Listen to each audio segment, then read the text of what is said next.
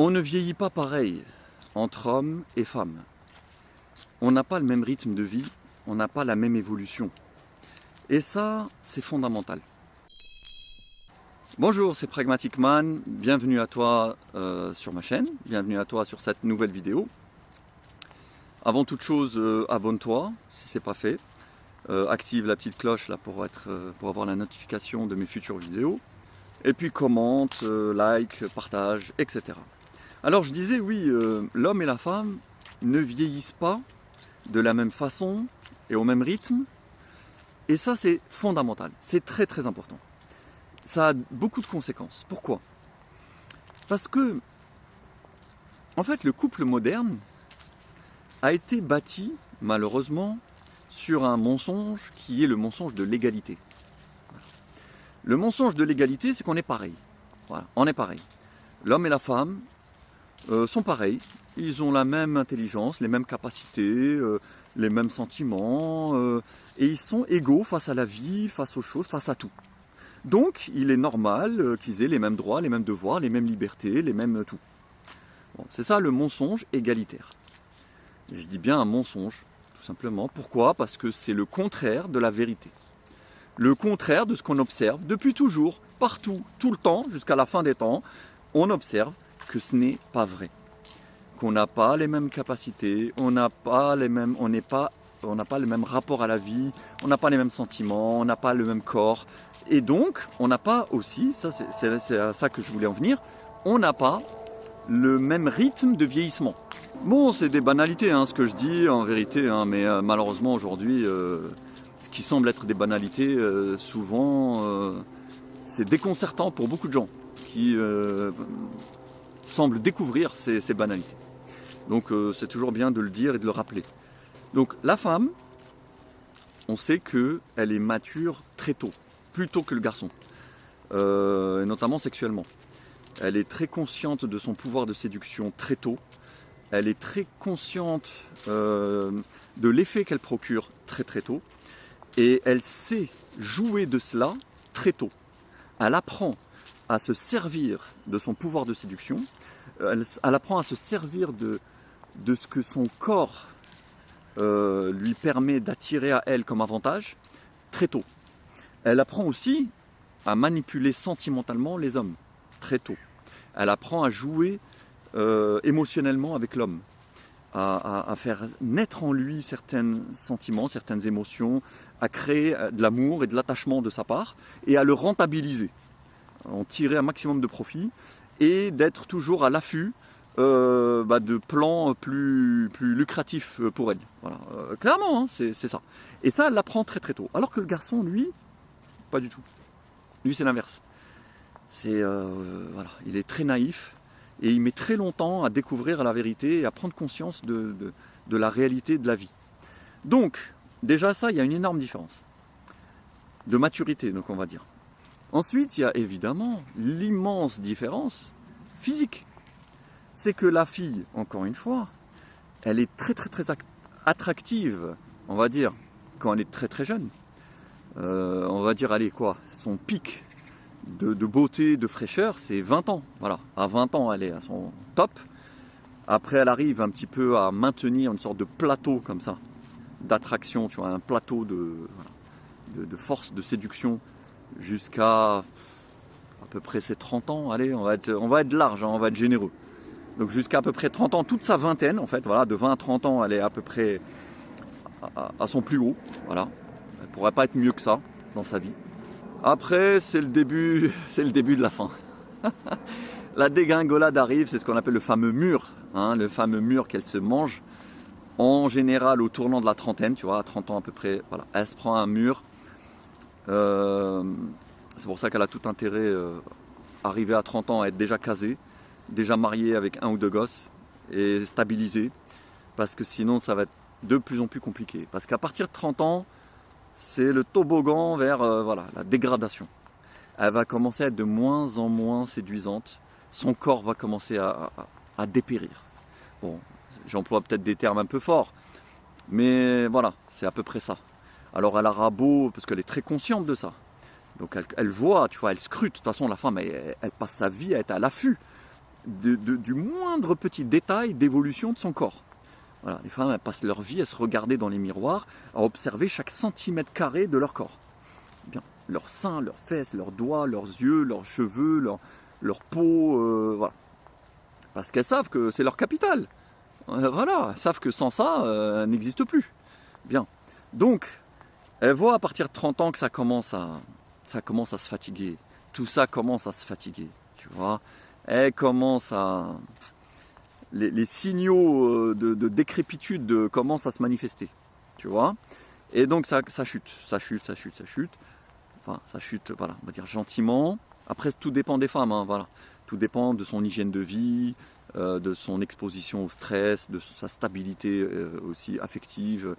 Ça dépend de plein de choses. Ça dépend aussi si elle a fumé, elle a bu ou pas, si elle a beaucoup cramé sa jeunesse ou si elle s'est un peu préservée. Ça dépend si elle fait du sport ou pas. Bref, il y a quand même de grandes disparités.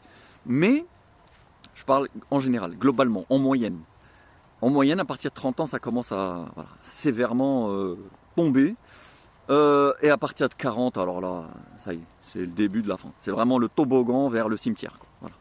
À partir de 40 ans, ça y est, elle est flinguée. Franchement, sauf exception. Hein, voilà. Il y a des exceptions. Il y a des femmes de 40 ans, 45 ans, même 50 ans, parfois, qui tiennent vraiment bien la route. Mais c'est des cas très rares. C'est rare. Franchement, c'est rare. La grande majorité, c'est terminé. Après 40 ans, franchement, elles ne font plus bander personne. Voilà. Elles ne donnent plus envie à personne. Et même quand elles cherchent à donner envie, tu sens que c'est poussif. Tu vois, tu sens qu'elles sont dépassées. Elles sont périmées, elles sont larguées. Même quand elles essayent de faire les jeunes, elles essaient, parce qu'il y en a plein des comme ça. Tu vois, des femmes de 40 ans, elles se disent, bon allez, il me reste encore peut-être quelques années à tirer. Je vais essayer de m'éclater à fond. La dernière ligne droite, tu vois, en mode désespoir. Tu vois. Elles se disent, c'est la dernière ligne droite. Allez, je me lâche. C'est pour ça que d'ailleurs, les femmes de 40 ans, souvent, elles sont réputées voilà, pour être des grosses chaudasses. Parce que, et c'est pour ça qu'il y a plein mal de mecs qui vont vers elles. Ce qui d'ailleurs leur crée l'illusion d'être encore très attractives, alors qu'en fait, c'est pas tellement le cas.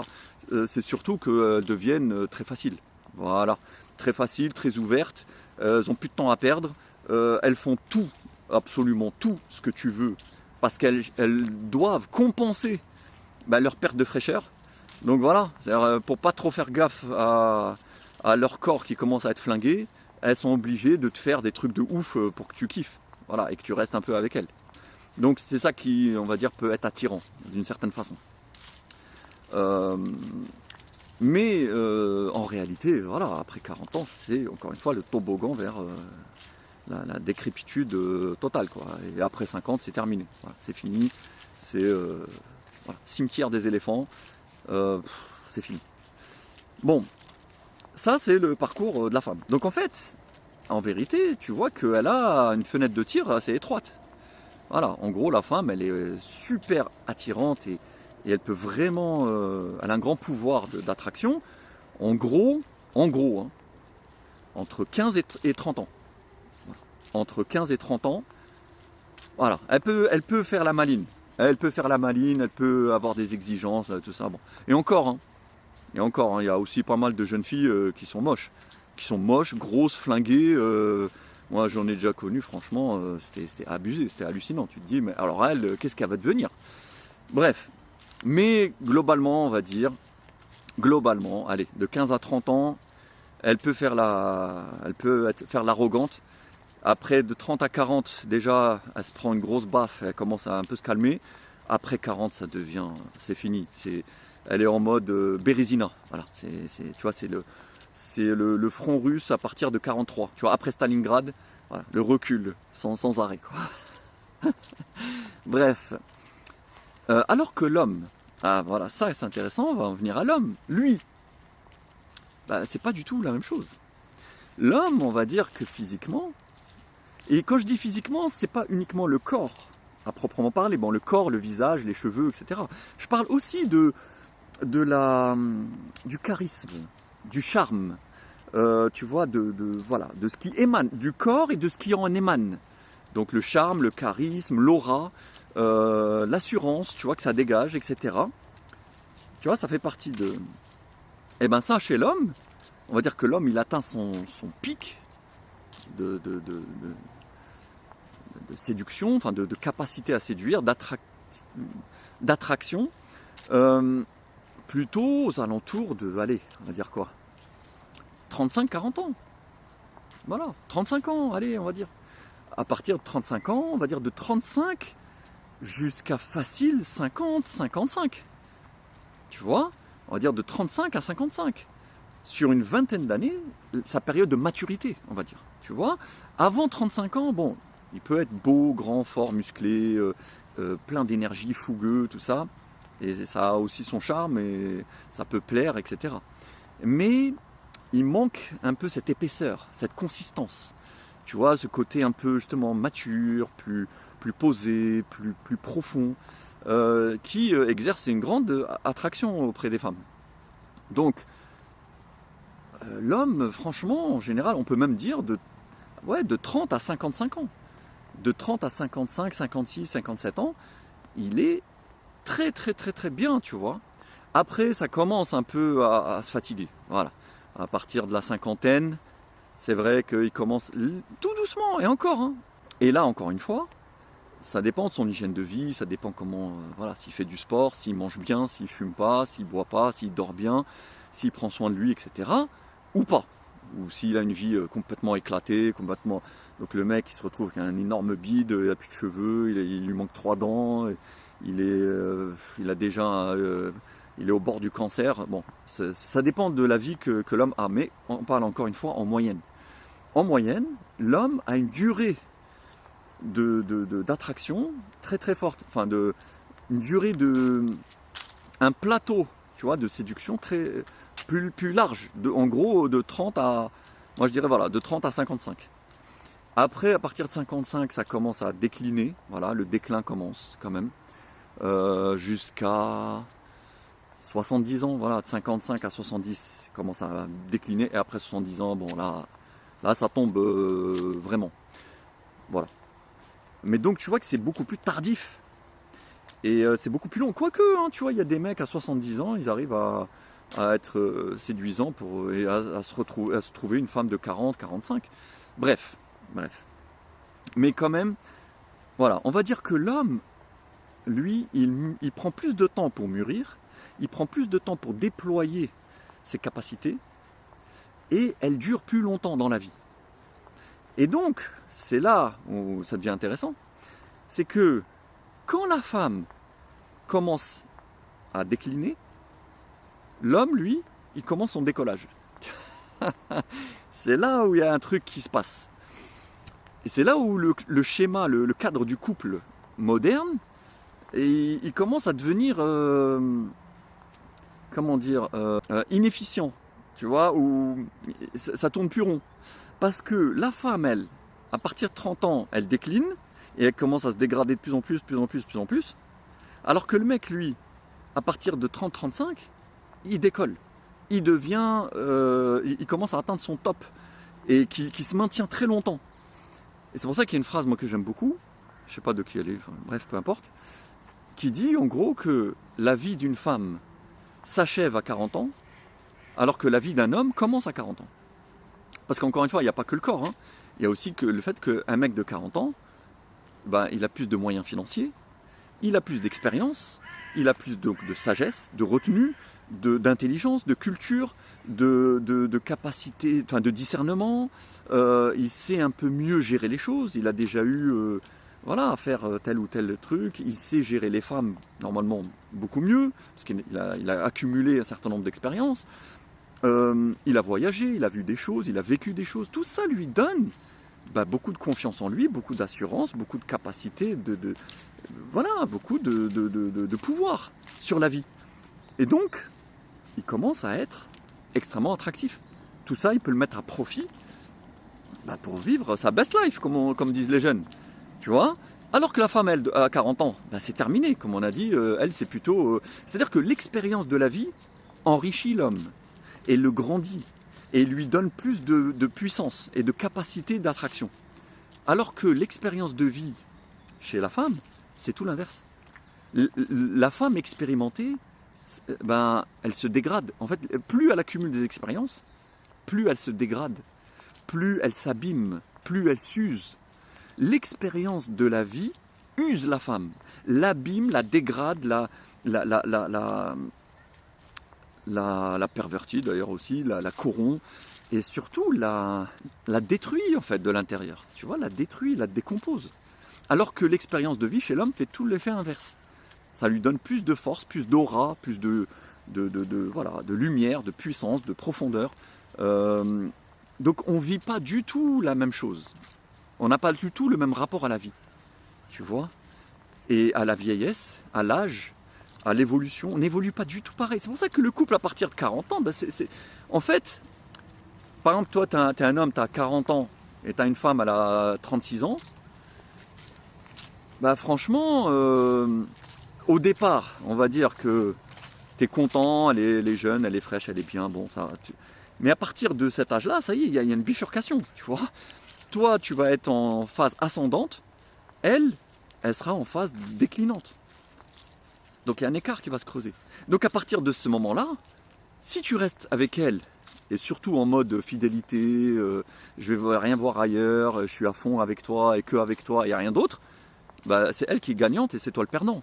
Parce que tu as avec toi une femme qui ne va cesser de décrépir. Voilà. Et elle, par contre, elle va avoir avec elle un homme qui sera de plus en plus mature, de plus en plus séduisant, de plus en plus fort, et qui lui apportera de plus en plus de choses. Donc en fait, à long terme, c'est la femme qui est gagnante dans le couple. Et c'est pour ça qu'à ce moment-là, bon, moi, c'est pas que je reproche à la femme d'être gagnante, c'est que je déplore que l'homme soit perdant. C'est plutôt ça, moi, qui me dérange. Donc, à partir de là, il faut trouver un compromis.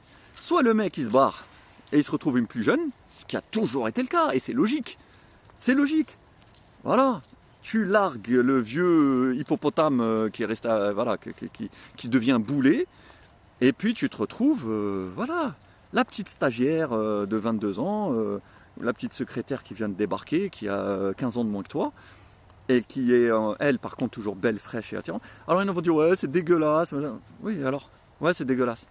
Mais c'est pas dégueulasse quand c'est les femmes qui font ça, quand c'est les femmes qui larguent des mecs qui sont amoureux d'elles et qu'elles n'hésitent pas à briser leur cœur pour se mettre avec un mec plus riche, ou qui a plus de moyens, ou qui a plus de potentiel, ou qui... je veux dire, en matière de dégueulasserie morale, franchement, on n'a pas de leçon à donner aux hommes. Voilà.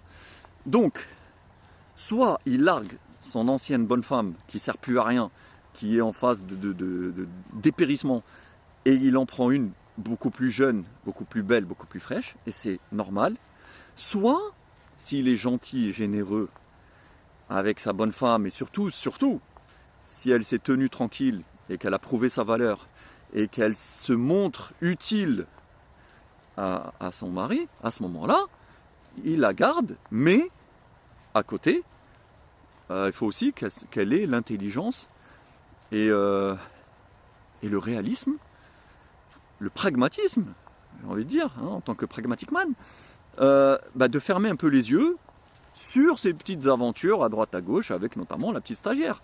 Je veux dire, il serait malvenu de sa part de, en plus, jouer les flics avec son mari, à être là, à veiller à ce qu'il ne bouge pas et qu'il vous regarde nu par ailleurs. Non, il ne faut pas abuser. Admets la réalité. Tu es en train de dépérir, tu es en train d'être de plus en plus périmé, de plus en plus flingué, et ton mari, lui, il devient, au contraire, il déploie ses ailes. Il devient un magnifique homme mûr, beau, intelligent, fort, séduisant et attractif. Donc laisse-le un peu profiter.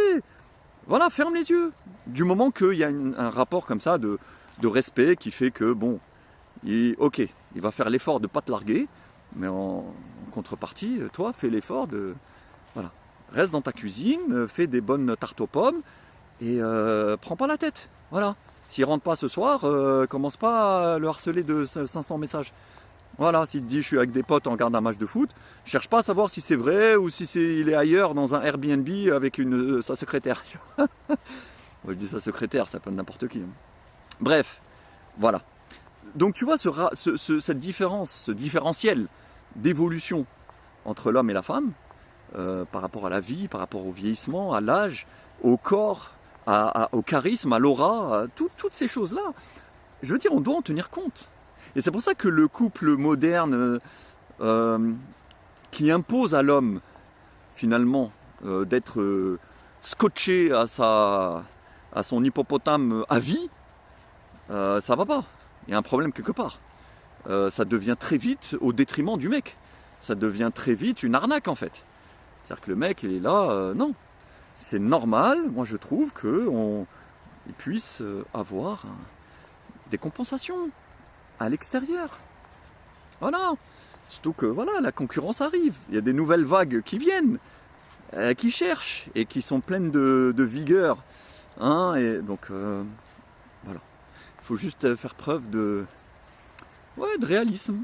Et c'est aussi une forme d'amour. Si tu aimes ton mari,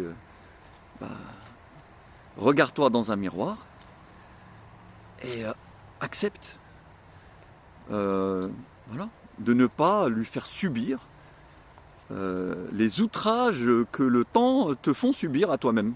Voilà. Bref, voilà, donc je voulais dire ça, c'est-à-dire que, mais retiens bien ça, tu vois, la vie d'une femme s'achève à 40 ans, la vie d'un homme commence à 40 ans. Et c'est très vrai, je pense que c'est très très vrai. Et donc c'est pour ça que ma chaîne Pragmatic Man, j'ai mis en sous-titre « Construire sa deuxième vie ». Ben, c'est ça sa deuxième vie. Tu vois, c'est ça la deuxième vie, c'est à partir de 40 ans, l'homme, il commence sa deuxième vie. C'est-à-dire que toute sa première partie de sa vie, il a appris, il s'est sacrifié, il a pris des coups, des gifles, et il a été déçu, il a cru en plein de choses et finalement il s'est cassé la figure sur plein de choses. Et à partir de 40 ans, il devient plus fort, plus lucide, plus conscient, plus grand, plus, voilà, comme je l'ai dit tout à l'heure, plus fort, plus charismatique, plus mûr, plus expérimenté, tout simplement. Et donc à partir de là, il peut commencer sa deuxième vie.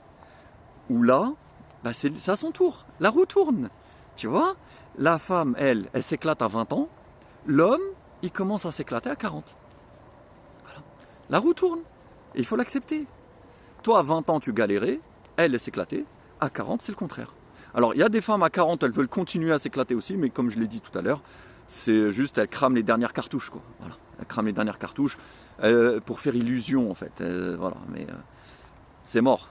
Hein, c'est mort. Et encore, c'est celles qui peuvent. Hein. Celles qui ont pu un petit peu se maintenir, plus ou moins. Et au prix, en plus, de beaucoup de concessions et d'efforts de leur part. Mais bon. Mais voilà, la roue tourne et c'est normal. Donc toi, en tant qu'homme, profite de cette deuxième vie. Toi qui m'écoutes, si tu as 40 ans, ou plus, ou bientôt, enfin bref, profite de cette seconde vie, ce second chapitre de ta vie, pleinement. Avec ou sans femme, bref. Voilà. Profite parce que c'est ton tour. Voilà, c'est ton tour. Ton tour est venu. Voilà. Ton tour est venu dans cette vie. Voilà. Donc moi je pense qu'il faut, en tant qu'homme, prendre sa place dans cette existence. Voilà mon ami, sur ce je te dis prends soin de toi, profite bien et à bientôt. Salut.